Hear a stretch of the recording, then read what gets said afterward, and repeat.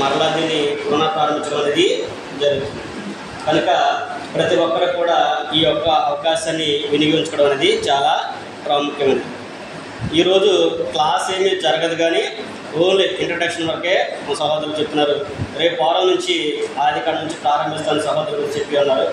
అయితే Bible training అనేది ఎంత ప్రాముఖ్యమైనదో, బైబుల్ ట్రైనింగ్ అనేది అవసరమా అనవసరమా అనేది కొన్ని సంగతులు మనము ఆలోచించేద్దాము. ఏ పనికైనా సరే అనుభవం అనేది అవసరం. ఏ పనికైనా కానీ అనుభవం అనేది అవసరం. పిల్లల్ని చదివేయడానికి స్కూల్ పంపించినప్పుడు కూడా వాళ్ళకి ఏం అవసరం, వాళ్ళకి వెళ్ళినప్పుడు వాళ్ళు ఏం చేస్తారు, ఎల్కేజీలో జాయిన్ చేసినప్పుడు, ఇప్పుడంటే నర్సరీ ఎల్కేజీలు వచ్చినాయి కాబట్టి సరిపోయింది. పూర్వం అయితే మమ్మల్ని అయితే డైరెక్ట్గా తీసుకెళ్ళి ఒక్క క్లాస్లోనే వేసేవాళ్ళు 5 సంవత్సరాలు వచ్చిన తర్వాత. అప్పుడు ఏం చెప్పేవాళ్ళు, పిల్లలకి మామూలుగా చదువుకుంటే చాలా ప్రయోజనం ఉంటుందని చెప్పేసి వాళ్ళు స్కూల్లో ఉండడానికి కొన్ని బొమ్మలు, కొన్ని వస్తువులు ఇచ్చి వాళ్ళని అట్రాక్షన్ చేసి వాళ్ళని కూర్చోబెట్టేవాళ్ళు. ఇప్పుడు మీరైతే చిన్నపిల్లలు కాదు, మీరు ఈ రోజున లోకంలో తెలియని ఎవరు కూడా లేదు. అందరూ కూడా వీళ్ళకి ఇచ్చినా సరే సెల్ ఫోను, మాకు తెలియనివన్నీ కూడా వాళ్ళు మాకు నేర్పిస్తారు, వాళ్ళే మాకు నేర్పించినట్టుగా ఉన్నారు. అంటే లోకము అంత ముందుకనేది వెళ్ళింది. ఇంత ముందుకెళ్ళిన ఈ లోకంలో దేవుని యొక్క జ్ఞానం అనేది చాలా ప్రాముఖ్యమైనది.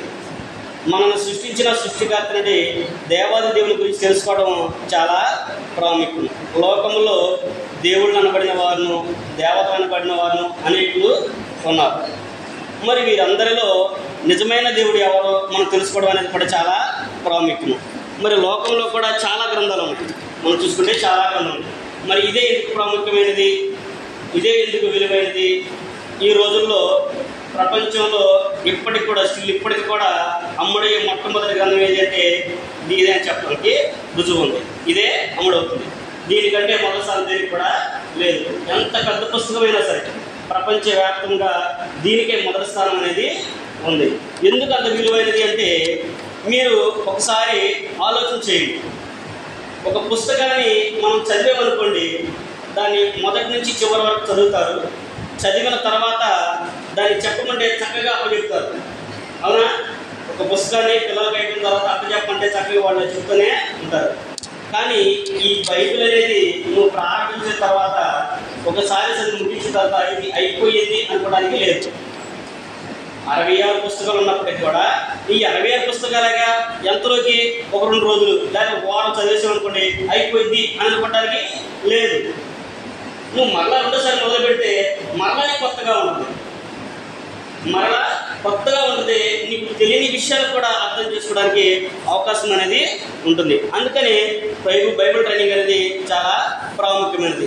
దీంట్లో మనం చూసినట్లయితే చాలామంది పూర్వీకులు అంటూ ఉంటారు, మన పెద్దోళ్ళు చాలామంది అనుభవం కలిగి ఉంటారంటే బైబిల్ ట్రైనింగ్ అంతా కూడా వేస్ట్ అండి. ఎందుకది? దేవుడు బయలుపరచాలి, నాకు దేవుడు కళ్ళ కనిపెడతాడు, మాతో మాట్లాడతాడు, కాబట్టి అలా ఉండాలి. కానీ ఈ ట్రైనింగ్ అంతా కూడా వేస్ట్ అండి, వీళ్ళు బట్టి చెప్తారు అని చెప్పి అంటారు. అది ఏది కూడా కాదండి. బైబిల్ ట్రైనింగ్ అంటే దానికి ఒక ప్రత్యేకమైన నియమ నిబంధన అనేవి ఉంది. ఉదాహరణకి మీరు చూసుకుంటే అపోస్తలుడైన పౌలు గారు తిమోతికి రాసిన పత్రిక చెబుతాడు. తిమోతికి పత్రిక రాస్తూ తిమోతి గారితో అంటాడు, నీ యవ్వనం బట్టి ఎవ్వడు నేను తృణీకరించలేకుండా చూసుకో అంటాడు. 11వ వచనంలో ఆ విషయం చెబుతాడు. 12వ వచనంలోకి వచ్చేసరికి ఏమంటాడంటే, ఎందుకంటే నువ్వు దేంట్లో జాగ్రత్త ఉండాలంట, నీ మాటల్లోనూ, నీ ప్రవర్తనలోనూ, విశ్వాసంలోనూ, ప్రేమలోనూ అన్నిటిలో కూడా ఏంటంటే ఇతరులకు మాదిరికరంగా ఉండాలి. నువ్వు ఇతరులకు మాదిరికరంగా ఉండాలి. ఏం చేయాలి? అవన్నీ చెప్పిన ఆయన కింద వచ్చిన చెప్పింటే దేవుని యొక్క వాక్యాన్ని చదవమని చెప్పారు. చదువుటయందు, బోధించటయందు ఖచ్చితంగా జాగ్రత్త కలిగి ఉండాలి. అంటే బైబిల్ని చదవటం మటుకే కాదు, కానీ చదవాలి, బోధించాలి, ఖచ్చితంగా కూడా ఉంటుంది. అంటే ఒక వ్యక్తి ఎలాగ జీవించాలో బైబిల్ నేర్పిస్తుంది, ఒక వ్యక్తి ఎలాగ ఉండకూడదో చెబుతుంది. కాబట్టి మనం అందరం కూడా బైబిల్ తరబీదు అనేది చాలా ప్రాముఖ్యమైనది. యేసుక్రీస్తు ప్రభువారి యొక్క అపోస్తలులందరూ కూడా మనకు తెలుసు. అపోస్తలులందరూ కూడా ఎవరి దగ్గర ట్రైనింగ్ చేశారు అంటారు. వాళ్ళు యేసుక్రీస్తు ప్రభువారితో పాటు 3.5 సంవత్సరాలు వాళ్ళు పరిచర్య చేశారు. యేసుక్రీస్తు ప్రభువారితో ఎలా దగ్గర వాళ్ళు 3.5 సంవత్సరాలు వాళ్ళు తిరిగారు. 30 ఏళ్ళ ప్రభువారు సువార్త ప్రకటించడం ప్రారంభించాడు. 4వ చదువుకున్న మత్తయి సువార్తలో ఆయన దేవుని రాజ్యం గురించి సువార్త ప్రకటన చేయడం ప్రారంభిస్తారు. అక్కడి నుంచి వారిని శిష్యులందరూ కూడా ఏర్పాటు చేసుకుని వాళ్ళందరూ కూడా ఎన్ని సంవత్సరాలు తిరిగారు?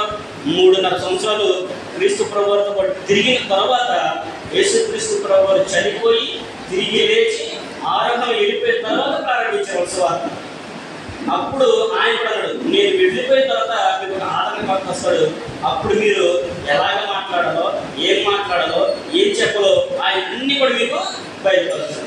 మొత్తం తీసుకురావడం కానీ నేను మీకు చెప్పాను కదా, వాటిలో కొన్ని తీసుకొని మీకు నేర్పిస్తాడు.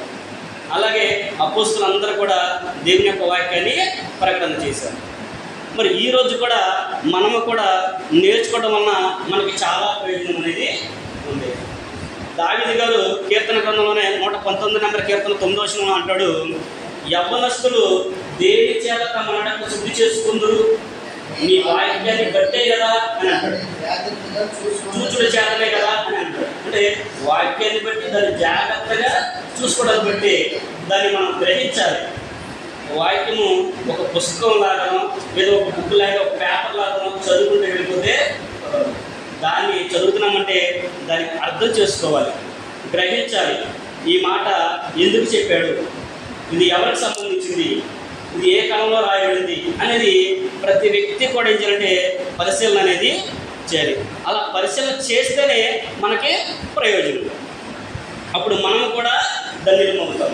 ప్రకటన గ్రంథంలో కూడా రామన్ గారు అంటాడు, 1వ అధ్యాయం 3వ వచనం మనం చదువుకుంటే, ఈ ప్రవచన గ్రంథం ముందున్న వాక్యములను చదువువాడును వినువాడును వీటిలో ఆయన సంగతులు గ్రహించువాడు ధన్యుడు.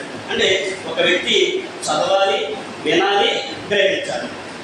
చదవకుండా, వినకుండా, గ్రహించకుండా ఏ వ్యక్తి కూడా దేవుని యొక్క వాక్యాన్ని నేర్చుకోలేడు. అందుకనే బైబిల్ తెలిపినది చాలా ప్రాముఖ్యమైనది.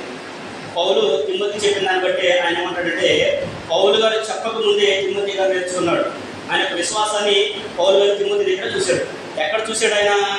2వ పత్రిక మనం చదువుకుంటే 3వ వచనం అంటాడు, నీ తల్లి అయిన అవ్వలోను నీ యొక్క భావన వినిపోలేను నేను చూశాను అంటాడు ఆ విశ్వాసాన్ని. అంటే తిమోతి యొక్క మా అమ్మ, ఆమె తల్లి, ఆయన తల్లి గొప్ప విశ్వాసం కలిగినవాడు. దేన్ని బట్టి? దేవుని యొక్క వాక్యం వారు విన్నారు కనుకనే, వారు విశ్వాసం ఉంచారు కనుకనే అది ఆయన కూడా గ్రహించాడు. ఎలా గ్రహించగలిగాడు తిమోతి గారు? వాళ్ళు చదువుతుంటే గ్రహించారా? వాళ్ళ అమ్మ వాళ్ళ మామ ఎలాగైతే జీవించారో ఈయన వాళ్ళ జీవితాన్ని బట్టి నేర్చుకున్నాడు. జీవితం అనేది ప్రాముఖ్యం. వాక్యం వింటాం, బోధిస్తాం, గ్రహిస్తాం, కానీ దాని ప్రకారం మన జీవితం లేకపోతే ఎదుటి వారికి ప్రయోజనం, మనకి కూడా ప్రయోజనం. కాబట్టి మనము వాక్యం నేర్చుకుంటున్నామంటే, దాన్ని వింటున్నామంటే, గ్రహిస్తున్నామంటే మన జీవితంలో మార్పు అనేది కావాలి. నువ్వు చదివి విని గ్రహించిన నీలో మార్పు లేదనుకోండి, ఏ మాత్రం కూడా మనకి ప్రయోజనం అనేది ఉండదు. దేవునికి కూడా మన పట్ల ఆసక్తి అనేది, ప్రేమ అనేది కూడా ఉండదు. అందుకని మనము ఎవరి కొరకు కాదు, మన కొరకు మనమే జాగ్రత్త అనేది ఉండాలి, జాగ్రత్త అనేది పాటించాలి. ఇదే పౌలు గారు తిమోతి రాసిన పత్రికలోనే 2వ అధ్యాయం 15వ వచనం అంటాడు, దేవుని యొక్క యోగ్యునిగా నీవు ఉండాలి అంటే, సత్యవాక్యము సరిగా ఉపయోగించేవారికి ఉండాలంటే దాన్ని ఏం చేయమంటే జాగ్రత్తగా పట్టించమంటాడు. దేవుని యొక్క యోగ్యునిగాను, సిగ్గుపడనక్కలేని పనివారిగాను, సత్యవాక్యం సరిగా ఉపదేశించేవారిగాను నిన్ను నీవే దేవుడికి కనపరచడానికి జాగ్రత్త కలుగు. ఎవరి గురించి అవసరంగా నీ గురించి నువ్వే జాగ్రత్త పడాలి. ఒక రోజున దేవుడు మనల్ని లెక్క అడుగుతాడు. నీకు ఇచ్చిన సమయాన్ని అడుగుతాడు, నీకు ఇచ్చిన రోజును అడుగుతాడు, నీకు ఇచ్చిన సంవత్సరాలను అడుగుతాడు, నీకు ఇచ్చిన ఆయుష్ని బట్టి ఆయన అడుగుతాడు, నీకు ఇచ్చిన ఐశ్వర్యాన్ని బట్టి కూడా ఆయన లెక్క అడుగుతాడు. వీటన్నిటికంటే ప్రాముఖ్యంగా నీ సహోదరుల గురించి కూడా నిన్ను లెక్క అడుగుతాడు. నీ తండ్రి గురించి నిన్ను లెక్క అడుగుతాడు, నీ తల్లి గురించి అడుగుతాడు, నీ అన్న గురించి, నీ తమ్ముడి గురించి నిన్ను లెక్క అడుగుతాడు. నువ్వేం చెప్తావు సమాధానం? ఆ సమాధానం చెప్పాలంటే మనకి తనిఖీ అనేది చాలా ప్రాముఖ్యము. క్రొత్త నిబంధనలోనే కాదండి, పాత నిబంధనలో కూడా దేవుడు ప్రవక్తలకి దేవుని యొక్క వాక్యం తెలియపరిచినప్పుడు కూడా వాళ్ళు కూడా నేర్చుకోకుండా ఏమీ లేదు. మనం చూసినట్టయితే మోషే గారు మనం చూస్తాము, ఆయన ఎన్ని రోజులు ఉన్నాడు దేవుని దగ్గర? 40 రోజులు ఉన్నాడు. 40 రోజులు ఉన్న తర్వాత మరలా ఏం చేశాడు? 10 ఆజ్ఞలు తీసుకుని వచ్చి నేను నీకు ఏది చెప్పినో వాటన్నిటి కూడా వాళ్ళకి నేర్పించమన్నాడు. ఆ ధర్మశాస్త్రం ప్రకారంగానే వాళ్ళందరూ కూడా ఆజ్ఞలు ఇవ్వడం అనేది జరిగింది. ఇదే మాటని మోషే గారు చెప్పిన దాన్ని ఇశ్రాయేలుకు నేర్పించమంటాడు. మోషే గారి తర్వాత నాయకత్వాన్ని యెహోషువ గారికి అప్పచెప్పాడు. యెహోషువ గారికి కూడా అదే విషయం చెబుతాడు. నువ్వు దిగులు పడకు, భయపడకు, మోషేకు తోడైనట్టు నేను కూడా నీకు తోడై ఉన్నాను. కాబట్టి నువ్వు నేను చెప్పినట్లుగా ఇశ్రాయేలుకి ఆ స్వాస్థ్యాన్ని పంచిపెట్టు. అలా పంచిపెట్టాలి అంటే నువ్వేం చేయాలంటే నేను ఇచ్చిన ధర్మశాస్త్ర వాక్యాన్ని నువ్వు మేరకూడదు. నేను ఇచ్చిన ధర్మశాస్త్రాన్ని నువ్వు మేరకూడదు. దాన్ని శ్రద్ధగా చదవాలి. నువ్వు శ్రద్ధగా చదివి ప్రజలకు వినిపించాలి. యెహోషువ గారు కూడా చదువుకుంటే సరిపోలేదు. ఆయన చదివి ప్రజలందరూ కూడా వినినట్లుగా దాన్ని వారికి చదివి వినిపించాలి. ఆ వినడం ద్వారా అనేక మంది మార్పు చెందినట్లుగా మనము యెహోషువ గ్రంథము 28వ అధ్యాయంలో మనము చూడగలం. అందుకని ప్రతి వ్యక్తి కూడా దేవుని యొక్క వాక్యాన్ని శ్రద్ధగా వినాలి, గ్రహించాలి, అర్థం చేసుకోవాలి. దాన్ని బట్టి మార్పు అనేది చెందాలి. నీకు వాక్యం తెలిసినప్పటికీ, నువ్వు చదువుకున్నప్పటికీ, గ్రహించినప్పటికీ కూడా నువ్వు మార్పుస్ అనేది పొందాలనుకోండి, మనకి వేరే వాళ్ళకి వ్యత్యాసం ఏమి కూడా ఉండదు. దేవుడు అంటాడు, నీకు దెయ్యానికి ఏ వ్యత్యాసం కూడా లేదు అంటాడు. నీకు దెయ్యానికి కూడా ఏ వ్యత్యాసమో లేదు అంటాడు. దేవుడు ఒక్కడే నువ్వు నమ్ముచున్నావు. అలాగ నమ్మటం మంచిదే. అందరూ నమ్ముతున్నారు, నువ్వు నమ్ముతున్నావు, నేను నమ్ముతున్నా, నీతో నాతో పాటు దెయ్యాలు కూడా నమ్ముతున్నాయి అంటారు. కానీ వాటికి ఎక్కువ క్వాలిఫికేషన్ ఉంది, మనకు లేదు. అది ఏంటో తెలుసా? అవి వణుకుతున్నాయి.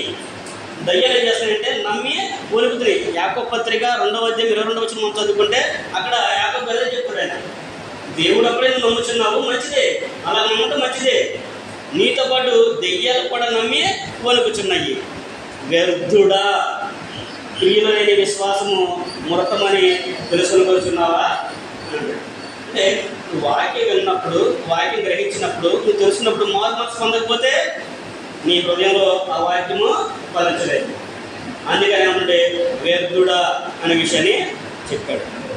ఒక పని చేస్తున్నామంటే ఫలితం ఉంటేనే మనము పని చేయాలి, అవునా కదా? ఇప్పుడు పిల్లల్ని కష్టపడి చదివిస్తున్నారు. ఎందుకు చదివిస్తున్నాం మన పిల్లల్ని? వాడు భవిష్యత్తు వారికి బాగుండాలి. మాకు చదువు లేదు కాబట్టి మా పిల్లలను గొప్పగా చదువుకొని ఉన్నతంగా సేవ చేయాలి, వాడు ఉన్నతమైన స్థితిలో వాడు ఎదగాలనేది మా కోరిక. సేవకులకు మా కోరిక ఏంటి? మాకు చదువు లేదు కాబట్టి మా పిల్లలు గొప్పగా చదివిస్తే వాళ్ళు ఇంకా ఉన్నతంగా దేవుని సేవ చేస్తారు అనేది నా యొక్క ఆలోచన. అలాగే ఎంప్లాయీస్ ఉంటారు, వాళ్ళేంటి? మేము ఇది చేసిన కాబట్టి మా పిల్లలు ఇంతకన్నా గొప్పగా చదవాలి. వాళ్ళు 6 నెలలని కూడా కొంతమంది ఆశ కలిగిన వాళ్ళు ఉన్నారు. మరి మనమే ఎంత ఆశగా పడితే, ఎంతగా ఆతృత పడితే మనల్ని సృష్టించిన దేవాది దేవుడు ఇంకెంత ఆశపడతాడు మన పట్ల ఆయన కూడా ఆశ ఉంది కదా. ఆయన చెప్పాడు కదా, కొత్త నిబంధనలు అనేక సందర్భాల్లో చెప్పాడు, పాత నిబంధనలు కూడా చెప్పాడు కదా. మీరందరూ నా మాటగానే చెప్పాడు కదా. తిమోతి పత్రిక 2వ అధ్యాయం 5వ వచనం ఏం చెప్తున్నాడు ఆయన? ఆలోచనలో మనుషులందరూ కూడా రక్షణ పొంది సత్యమును కూర్చిన అనుభవము, జ్ఞానము కలిగి ఉండాలని ఇస్తున్నాడు. అంటే మనందరి పట్ల కూడా దేవుడికి ఒక కోరిక ఉంది. మనందరి పట్ల దేవుడికి ఒక కోరిక ఉంది. ఏంటంటే మనుషులందరూ కూడా రక్షణ పొందాలి. అదే సేమ్ టైం ఏం చేయాలంటే సత్యమును కూర్చిన అనుభవాన్ని, జ్ఞానాన్ని సంపాదించాలి. ఒకరోజు చెప్పినప్పుడు వాక్యం వింటారు, విశ్వసిస్తారు, రక్షణ పొందుతారు. మరి అనుభవ జ్ఞానాలు వచ్చింది, సత్యం గురించి అనుభవ జ్ఞానాలు వస్తుంది. ఇదిగో ఇలాంటి బైబిల్ తరగతుల వలన, బైబిల్ క్లాస్ వలన మనం ఎక్కువ శాతం బైబిల్ ట్రైనింగ్ అంటే బైబిల్ చదవడానికి, వినడానికి హెచ్చించినప్పుడు ఆ సత్యం గురించి అనుభవ జ్ఞానం అనేది మనకి కలుగుతుంది. మనం ఆ సమయం వెచ్చించలేదనుకోండి, దానివల్ల మనకి ప్రయోజనం ఉందా? లోకం సంపత్తిని చాలా ప్రయత్నం చేస్తాం, చాలా ఉన్నాయి మార్గాలు. డబ్బు సంపాదించుకోవాలన్నా చాలా మార్గాలు ఉన్నాయి, మనకి అనేక మార్గాలు ఉన్నాయి. కానీ ఏ సమయాన్ని దాని కొరకు ఉపయోగిస్తే నువ్వు దేవుని కొరకు ఏదైతే విడిచిపెడతావో దాన్ని దేవుడికి మరలా రెట్టింపుగా ఇస్తాడు. నువ్వు చదువుని సాక్రిఫైస్ చేసావనుకో, నీ చదువు తగినట్లుగా నువ్వు ఊహించిన దానికంటే కూడా ఎక్కువ గొప్ప నాకు దేవుడికి అనుగ్రహిస్తాడు. కొంతమంది పీజీలు, డిగ్రీలు చదువుకొని గొప్ప గొప్ప ఎంప్లాయీలు చేసిన వాళ్ళు ఉన్నారు. కానీ ఈ రోజున చూస్తే వాళ్ళందరూ కూడా దాన్ని విడిచిపెట్టి అనేక మంది సేవ చేసేవాళ్ళు ఉన్నారు. దానికంటే కూడా ఇది గొప్ప ఘనత ఇచ్చిన వాళ్ళు సేవ చేసేవాళ్ళు ఉన్నారు. హైకోర్టు లాయర్లు కూడా ఉన్నారు. మాకు తెలిసిన ఆయన విజయ ప్రభాస్ గారిని మద్రాసు ఉంటాడు. ఆయన హైకోర్టు లాయర్. ఆయన అయితే సేవ చేసేదానికంటే గొప్పగా చేసేది కాబట్టి దానికే ప్రాధాన్యత ఇస్తానని చెప్పేసి సేవకే ప్రాధాన్యత ఇచ్చి ఆయన ఇప్పుడు కూడా సేవ చేస్తుంది. అంటే దేవుని పనికి చాలా విలువ అనేది ఉంది. మనుషుల దృష్టిలో అది విలువలేనిదే కాదని నేను అన్నాను. దీనికి విలువ లేదు మనుషుల దృష్టిలో, కానీ దేవుని దృష్టిలో చాలా విలువైంది. నువ్వు మనుషులు నమ్ముతావా, దేవుని విశ్వసిస్తావా, అది నీకే దేవుడు శాంతించాడు. ఈ లోకం నమ్మేవాళ్ళకు లోకము దీనిలో ఉన్నదంతా కూడా ఒక రోజున లైవ్ అయిపోతుంది. కానీ దేవుని నమ్మేవాడు నిరంతరం కూడా జీవిస్తూ ఉంటాడు. మరి నిరంతరం జీవించాలని ఆశ ఉందా నీకు? లేదు, నేను ఎన్ని సంవత్సరాలతో బ్రతుకున్నా నా బ్రతికి ఇది చాలు, మంచి ఉద్యోగం సంపాదించుకొని, మంచి భార్య చేసుకొని, మంచి పిల్లలు చూసుకొని అంత కల్పించి చాలు అనుకుంటావా? అది నీకే శాస్త్రది. దేవుడు ఎక్కడ ఎవరిని కూడా బలవంత పెట్టట్లేదు. మీరు నా దగ్గరికి రండి ఎవరిని బలవంత పెట్టట్లేదు. మొదటి మనుషులంటే ఆదాము దగ్గర నుంచి ఇప్పటి వరకు కూడా ఎవరినైనా బాధ పెట్టింది ఎక్కడ కూడా లేదు. దేవుని నమ్ముకొని నేను పాడైపోయాను అన్నవాడు ఎవరు కూడా లేరు. నీ ప్రవర్తన బాగాక నువ్వు అధికంగా హెచ్చిపోయి గ్రంథం కంటే దాటిని వెళ్ళి నీ ప్రయత్నం చేస్తే నువ్వు పాడైపోతున్నావు. కానీ నువ్వు గ్రంథం నియమించినట్టుగా నీ మధ్యలో నువ్వుండి నీ జీవితాన్ని కొనసాగిస్తే నీకంటే ధన్యుడు, నీకంటే గొప్పవాడు ఎవడు కూడా లేడు. అంతటి వాడైనా సరే దేవుని సేవ దగ్గరికి వచ్చి ఒప్పాల్సిందే. అది దేవుడికి ఇచ్చిన నియమము. కనుక మనమందరం కూడా దేవుని యొక్క వాక్య విషయంలో జాగ్రత్త అనేది అవసరము. జాగ్రత్తే కాదు, ఈ తరఫీదు అనేది కూడా చాలా అవసరము. ఎంత? 1 గంట 2 గంటలు 2 గంటలు వస్తుంది, సుమారు 2 గంటలు. 2 గంటల సమయాన్ని మనం కేటాయిస్తే గొప్ప జ్ఞానం మనం సంపాదించుకుంటారు. కానీ మనకంటే పూర్వీకులే గొప్ప జ్ఞానం కలిగిన వాళ్ళు ఎన్ని గంటల సమయం కేటాయించారు తెలుసా? మనకి చక్కగా మంచి బిల్డింగ్ చేసి, ఫ్యాన్లు వేసి, మనకి తాగడానికి వాటర్ పెట్టి, మనకి రేసరాటం అన్నిటికీ మంచి చక్కగా సదుపాయాన్ని కల్పిస్తూ ఉంటారు. కానీ మీరు నెహెమియా, ఎజ్రా గ్రంథం చదువుకుంటే వాళ్ళు ఉదయం మొదలుకొని మధ్యాహ్నం వరకు కూడా కాళ్ళ మీద నిలబడి చదివారు. కాళ్ళ మీద నిలబడే ఉంటారు వాళ్ళు. యాజకుడు చదువుతుంటే ఎట్లా చదువుతూ ఉంటే కూర్చొని వీళ్ళందరూ కూడా నిలబడి వింటూనే ఉన్నారు.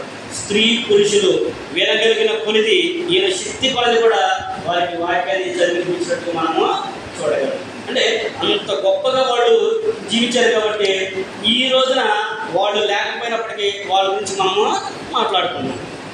మరి రేపటి రోజున మన గురించి, మన తరం గురించి, తర్వాత తరం కూడా మన గురించి మాట్లాడుకోవాలంటే మనము కూడా దేవునికి ప్రీతికరమైన సేవ చేయాలి. ఎప్పుడు కూడా మనుషుల మెప్పు కోరుకోమాకండి. మనుషుల మెప్పు ఎప్పుడు కూడా కోరుకోవద్దు. మనుషుల మెప్పు కోరుకున్నాం అనుకోండి, అప్పుడే మన జీవితం అయిపోతుంది. గ్రంథం కూడా నీకు ఎప్పుడు కూడా దేవుని మెప్పే కోరుకోమన్నాడు. దేవుని మెప్పే కోరుకోమన్నాడు. పౌలు గారు కూడా కొన్ని సందర్భాల్లో నేను మనుషులు సంతోషపెట్టే వాడు నేను ఎప్పుడు కూడా ఉండలేదు. పిల్లకి పత్రిక చదువుకుంటే చెప్తారా, నేను మనుషులు ఎప్పుడు సంతోషిస్తున్నానని కోరలేదు. నేను దేవుణ్ణే సంతోషపెట్టేవాడిగా ఉన్నాను. ఆయన కొరకే నేను పనిచేశాను. ఆయన కొరకే మనము నేర్చుకోవాలి. ఆయన కొరకే మనం దాన్ని ఆలోచించాలి. ఎందుకంటే అది నేర్చుకుంటే అది మన జీవితానికి ప్రయోజనకరం. ఒక భార్య భర్త పట్ల ఎలా ఉండాలో నేర్పిస్తుంది. ఒక భర్త భార్య పట్ల ఎలా ఉండాలో నేర్పిస్తుంది.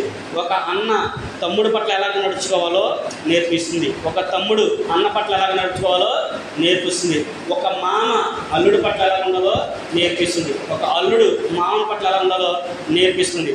ఒక అక్క చెల్లితో ఎలా ప్రవర్తించాలో నేర్పిస్తుంది. తోడికోడలు ఎలా ఉండాలో గ్రంథము నేర్పిస్తుంది.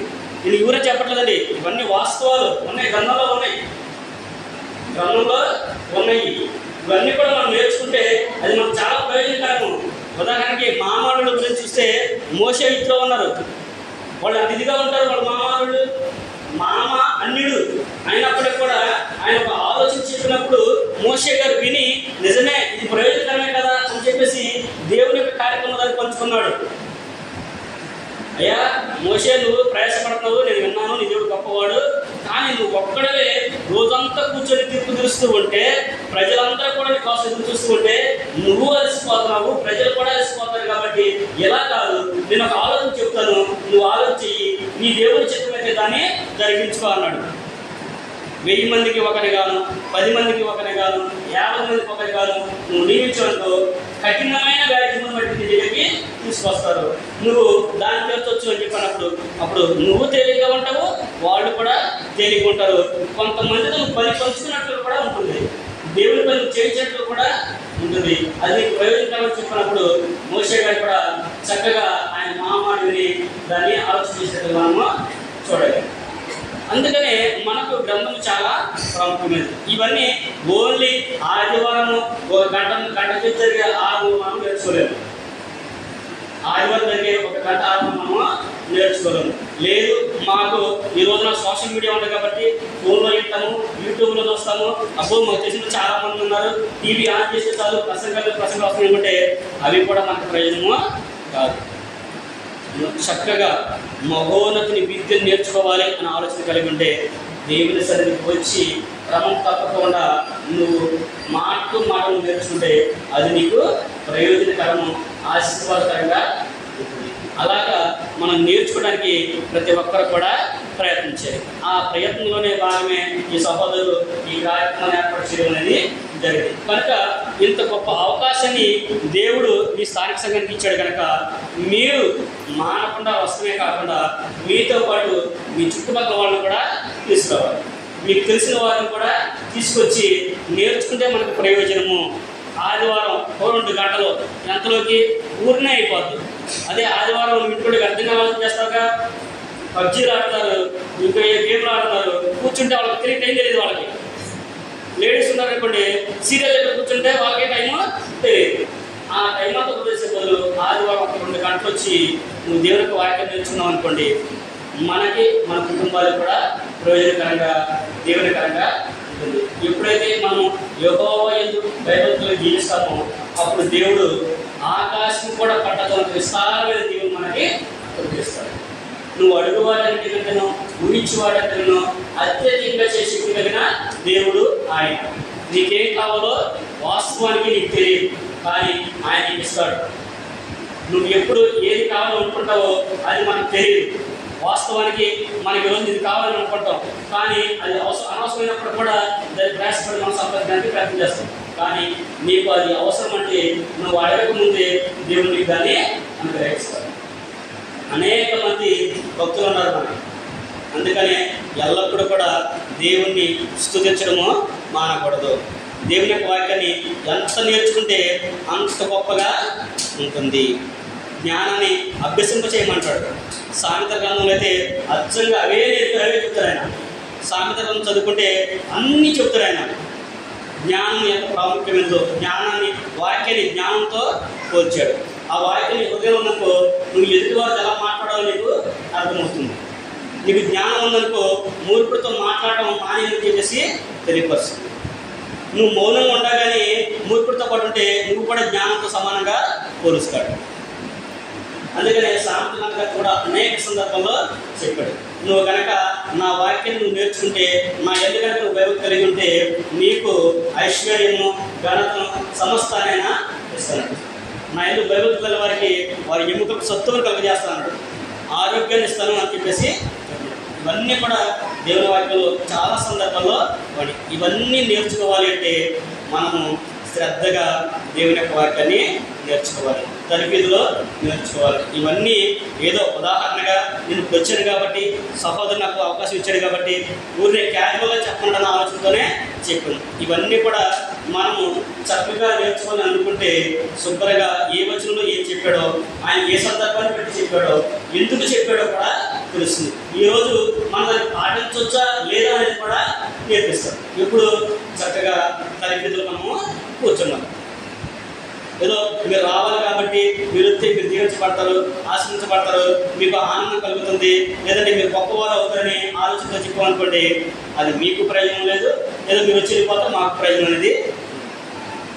నువ్వు ఎంత నేర్చుకుంటే అంత గొప్పవాడివి అవుతావు. ఎంత నేర్చుకుంటే అంత గొప్పవాడివి అవుతావు అనేది దేవుని యొక్క వాక్యం మనకి నేర్పిస్తుంది. దేవుని యొక్క వాక్యాన్ని నీ హృదయంలో ఎంత జాగ్రత్తగా భద్రపరుచుకుంటావో దేవుడు కూడా అంత జాగ్రత్తగా భద్రపరుస్తాడు. అందుకని కీర్తన గ్రంథము 135 అంటాడు, నీ నామం అంతటికంటే కూడా నీ ఇచ్చిన వాక్యాన్ని గొప్ప చేసి ఉన్నావు అంటాడు. అంటే ఆయన నామం కంటే కూడా ఏమో గొప్ప చేశాడట, వాక్యాన్ని గొప్ప చేశాడు. మరి ఆ వాక్యం నేర్చుకుని నువ్వు ఆయనతో కూడా గొప్పవాడి నిన్ను చేస్తాడు. ఆయనతో కూడా గొప్పవాడి కావడానికి అవకాశాన్ని కలిగిస్తున్నాడు. 119, 148 అంటాడు ఆయన, వేకువజామున నేను మేల్కొందును అంటాడు. వేకువజామున తెల్లారక మునిపే నేనేసి నీ గ్రంథాలను ఆత్మతో నేను ఉన్నాననేసి 119 148 ఆయన చెప్తాడు. 148 149 ఆ మాటలో రాగండి. అంటే అంత ఆత్మతో ఎప్పుడైతే చూస్తావో అప్పుడు ఆయన కూడా నీ ఆశను తీరుస్తాడు. కీర్తన గ్రంథంలో దావీదు గారు అంటాడు, యెహోవా ధర్మశాస్త్రం ఆనందించు, దేవారాత్రము దాన్ని ధ్యానించేవాడు ధన్యుడు అంటే ఏం చెప్పాడు తల్లిదండ్రుల కింద? అతడు నీటి కాలంలో నాటబడిన వాడే పచ్చగా వాడక మంచి ఫలం ఇచ్చే చెట్టుగా వాడు ఎల్లప్పుడూ కూడా ఉంటాడనే విషయాన్ని కూడా ఆయన చెప్పమని మనము చూడగలం.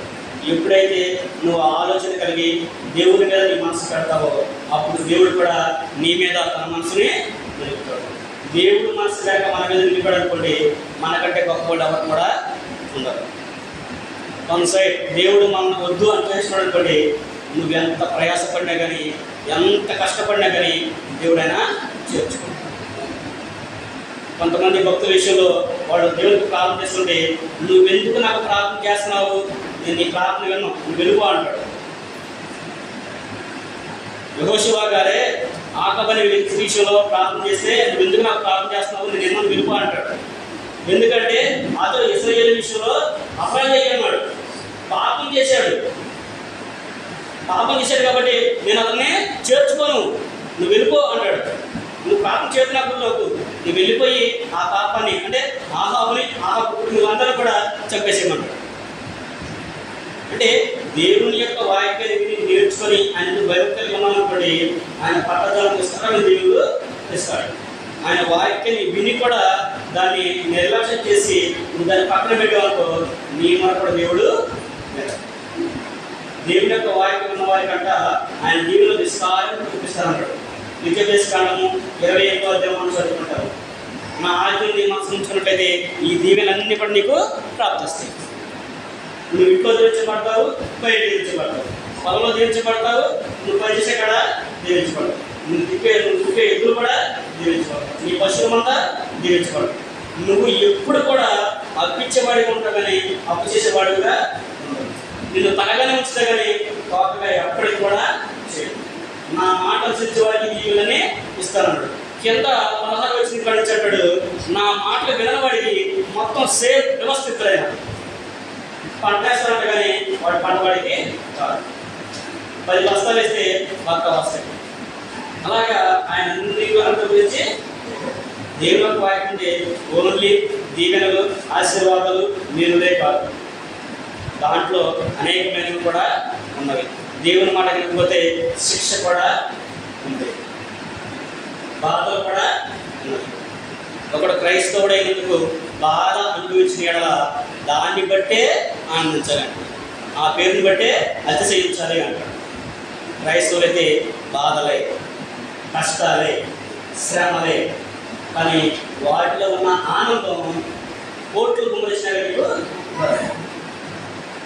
ఆ క్రైస్తవులు పడే బాధ, ఆ కష్టం ఏదైతే ఉందో దాంట్లో ఉన్న ఆనందము కోట్లు గుమ్మరించినా కానీ అపోస్తలుడైన పేతురు గారు యోహాను గారిని బంధించి చెరసాలలో వేస్తారు. అపోస్తలుల కార్యం 4వ అధ్యాయంలో వాళ్ళు చెరసాలలో వేస్తే సంఘం అయితే అత్యాశక్తితో పేతురు కొరకు ప్రార్థన చేస్తారు.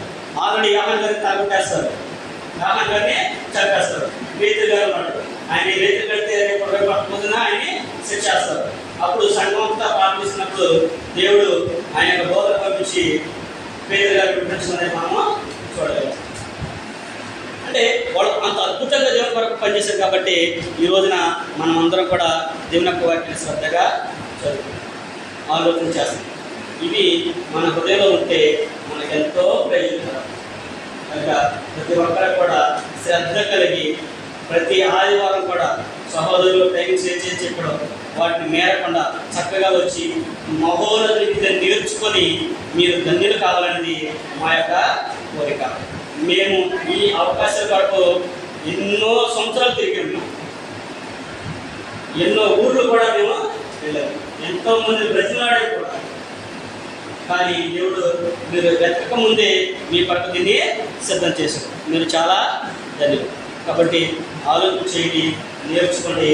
మీ జీవితాన్ని, మీ కుటుంబాన్ని, మీ బ్రతుకులను మార్చుకొని దేవుడికి ఇష్టమైన కుటుంబాలకు మీరు జీవించిన విషయాన్ని ప్రేమతో మీకు తెలియపరుస్తూ నాకు నేను తెలియపరచుకుంటూ అవకాశం ఇచ్చిన సహోదరులకి ఓపికను మీ అందరూ కూడా ప్రభునామన మాట్లాడుతున్నారు.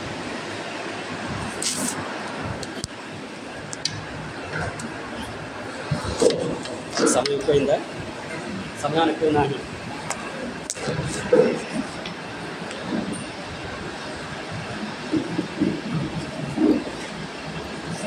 ఇంతవరకు మనకు వాక్యాన్ని బోధించిన సహోదరులకు స్థానిక సంబంధ ప్రత్యేక